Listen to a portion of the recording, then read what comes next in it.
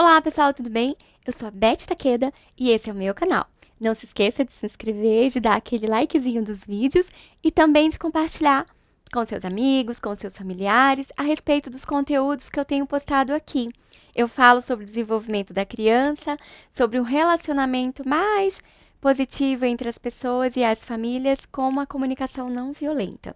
Tem alguns vídeos que eu falo sobre isso, fique atento e coloque o sininho também para você receber as novidades. E a temática de hoje é: por que será que as crianças ficaram tão emotivas com essa pandemia?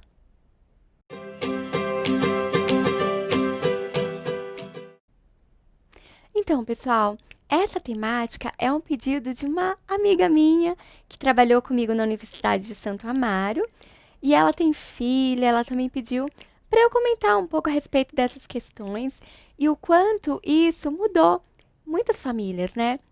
Não só as famílias, mas as nossas questões sociais de uma maneira geral. Porque a pandemia nos pegou de surpresa, ninguém teve tempo de fazer um treinamento, de como então sair ou se colocar nesse isolamento. E o que, que acontece com as crianças então? Bom, todos sabem que nós somos seres sociáveis e as crianças, elas adoram interagir, elas adoram novidade, elas são dinâmicas, elas gostam de brincar, de correr, de se divertir. E esse cenário, gente, teve que deixar todo mundo nas suas casas, porque não dava, né, pra gente continuar com a nossa rotina de sempre. E cada família teve as suas reações.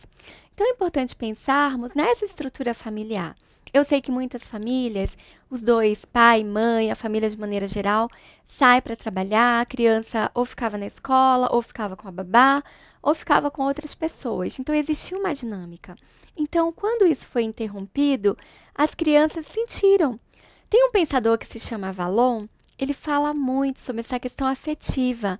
Nós somos afetados por muitas coisas.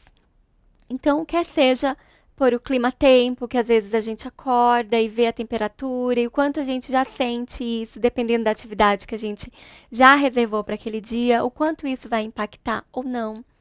As pessoas, quando falam conosco, quanto isso nos afeta, ou quando nós vamos fazer alguma interação com algum local público, de repente, a maneira com que a pessoa também nos atende, isso nos afeta. Então, percebe como nós somos afetados a todo momento?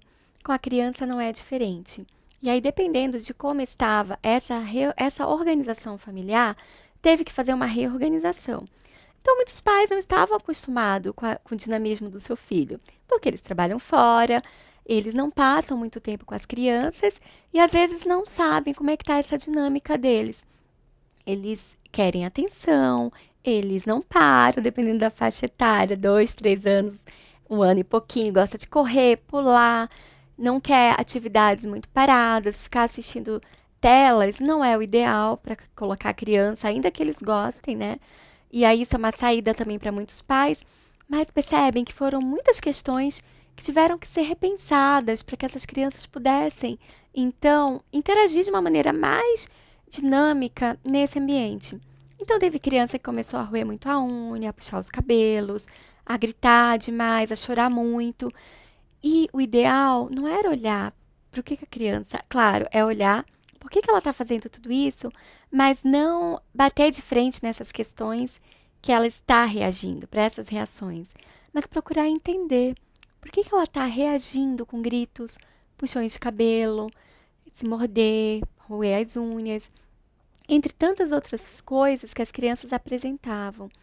E o importante nisso tudo, gente, é tentar mostrar para a criança que todos estão juntos, é dar atenção para a criança.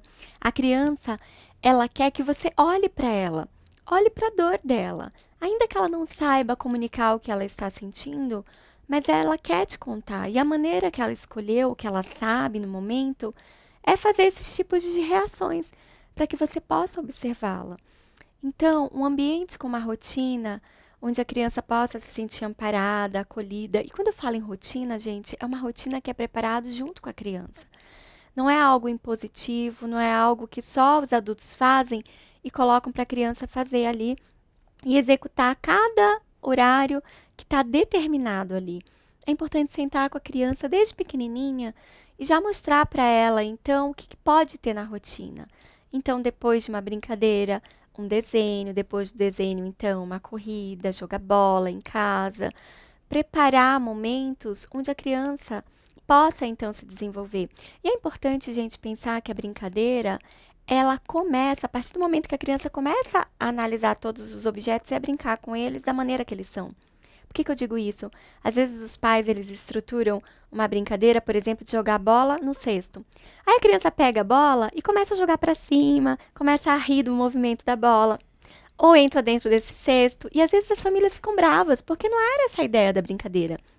Mas, gente, a brincadeira, ela começa desde o momento que a criança já começou a interagir com esse objeto. Então, não é necessariamente a maneira que você, adulto, quer que ela faça, mas a maneira que ela conseguiu a verificar esse material, esse objeto, e o quanto ela pode, então, interagir com ele da maneira que ele é. Então, tudo isso impacta nesse desenvolvimento da criança e a maneira como ela vê tudo isso. Então, essa questão da emoção, quando a criança começa a chorar, gritar, sentir raiva, tristeza, alegria, é importante sinalizar para a criança que tudo bem sentir tudo isso e que você, adulto, também sente. Mas como que eu posso, então, direcionar esses meus sentimentos? Quando eu estou chateada, por exemplo, eu falo para Samuel, meu filho, que eu venho tocar teclado um pouco, sento na frente de uma planta e fico ali horas analisando essa planta, por exemplo, e fico mais tranquila. E aí a gente pode falar para a criança o que pode te acalmar. Pense, né, em alguma coisa que te acalma. De repente é um gatinho que ele gosta de abraçar de pelúcia, ou é um desenho que gosta de fazer. Então, conforme a criança vai te contando o que é bom para ela, construa uma caixinha junto com ela. Vai pegando esses objetos e colocando dentro. E vai informando para ela que toda vez que ela sentir, então, essas emoções, está tudo bem sentir, como que ela pode, então, direcionar tudo isso? E você lembra sempre da caixinha dela, onde tem vários materiais que podem ajudá-la a se acalmar. Então, sim, as crianças ficaram, nós ficamos muito emotivos por conta desse cenário e nós fomos nos refazendo.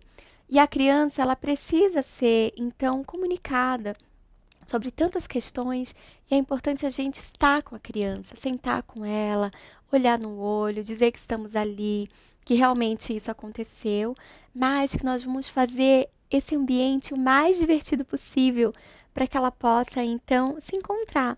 E claro, gente, eu sei que às vezes o trabalho estressa as famílias, não é sempre que todo mundo vai estar disposto, não é sempre que a gente acorda sorrindo de alegria, pulando, mas é importante entendermos que a gente precisa se refazer para a gente também ficar bem.